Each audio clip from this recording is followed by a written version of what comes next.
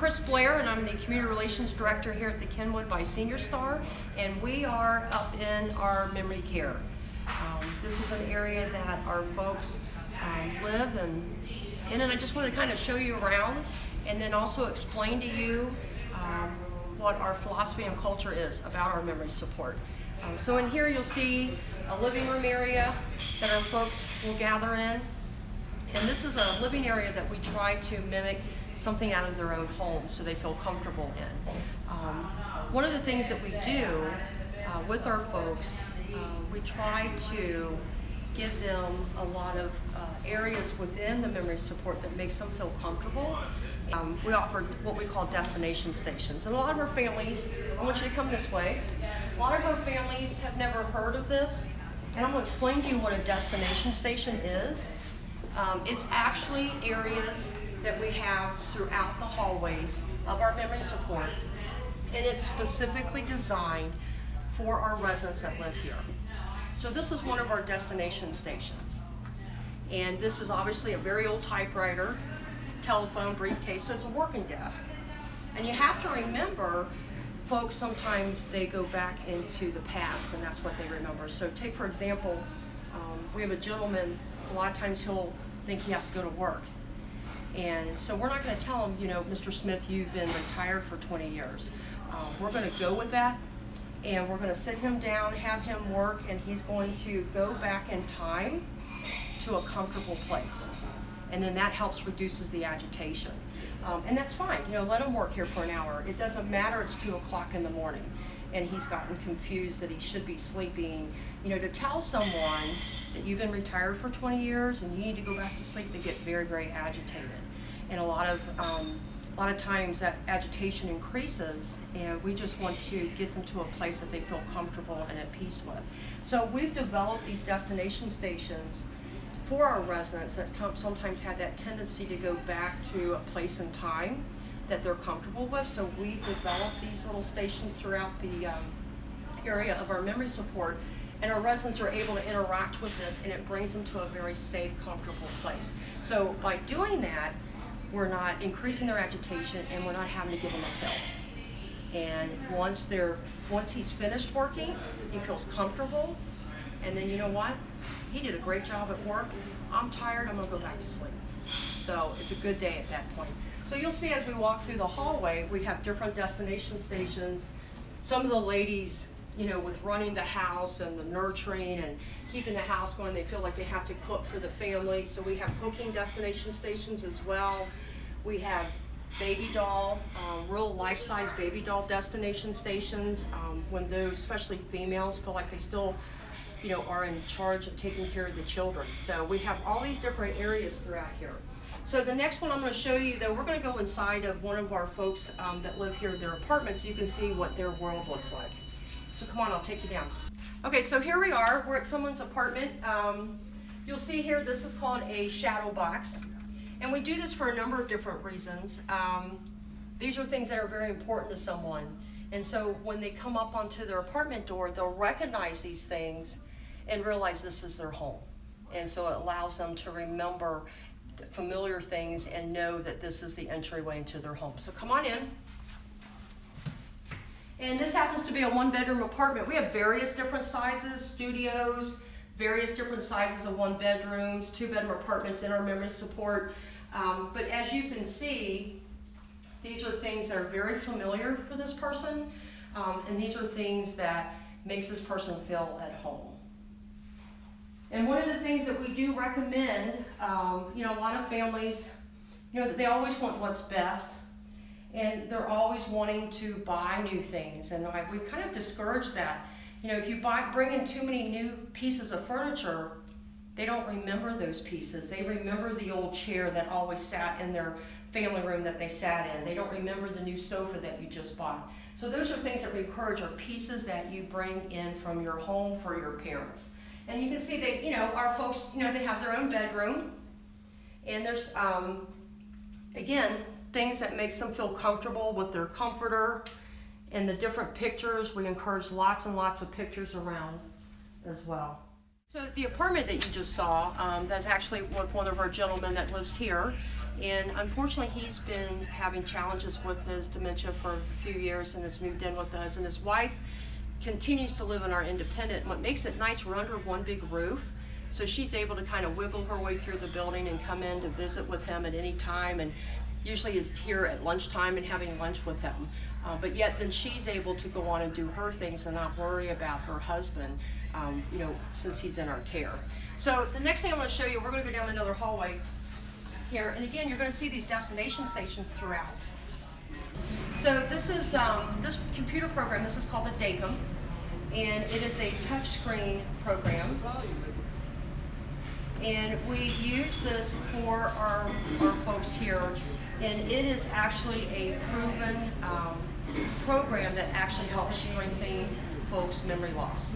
And so what the program does, it'll take you through various questions. It might take you through questions of history, math questions, it might take you through questions of present day things, and as you log in your answer, it memorizes and registers your answer.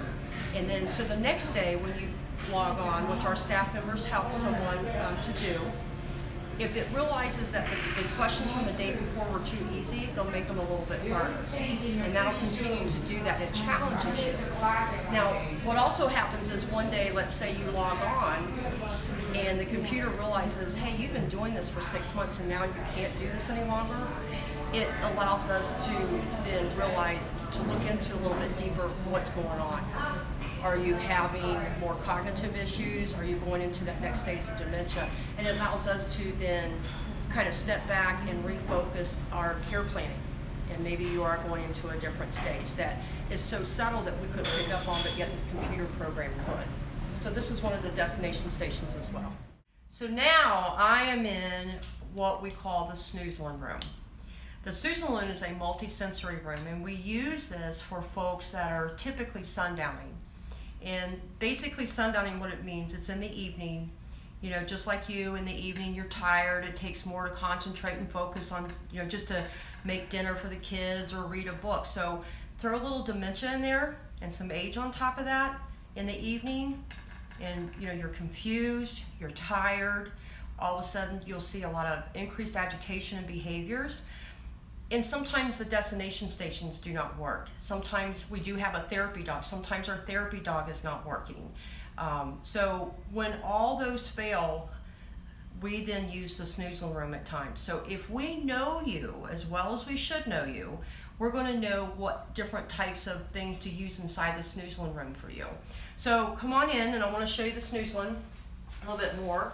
So if I know you really well, and I know that in the past you used to work with your hands a lot, I'm going to sit you in this reclining chair right here, and we have this light spray that we'll hand you, and there'll be soft music in the background. And the soft music in the background is music that you loved when you were younger, whether it's classical music or what have you. We'll be playing that in the background, and the staff member will be sitting here with you, hand you this light spray, and as the lights change, eventually over a course of period of a few minutes, you'll start to engage in the light spray, and you'll start to forget that you were so agitated, and it starts to calm you down. And we'll sit in here as long as it takes.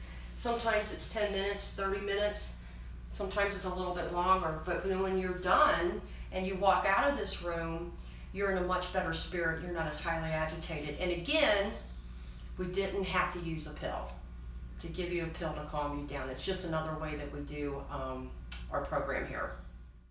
So you've seen some of our destination stations. I'm sitting in front of another one. We just came out of the snoozling room. One of the most popular things that we do, and that our folks have been very responding to very well, is our iPod music program.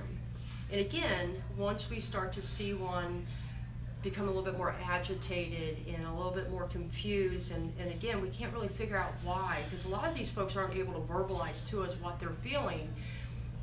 We would have spoken to the family members to understand what their favorite music is. And so we would put the earphones on, and then we would turn the iPod on under their name, and it's all their favorite songs are downloaded. And it brings them back to a place and time that they remember as a young as a young girl listening to their music, and that helps to calm them down. And one of the reasons why we actually use the earphones instead of just placing someone in a room with music, you have to remember there's a lot of external things that they're hearing that maybe you're able to block out and they can't.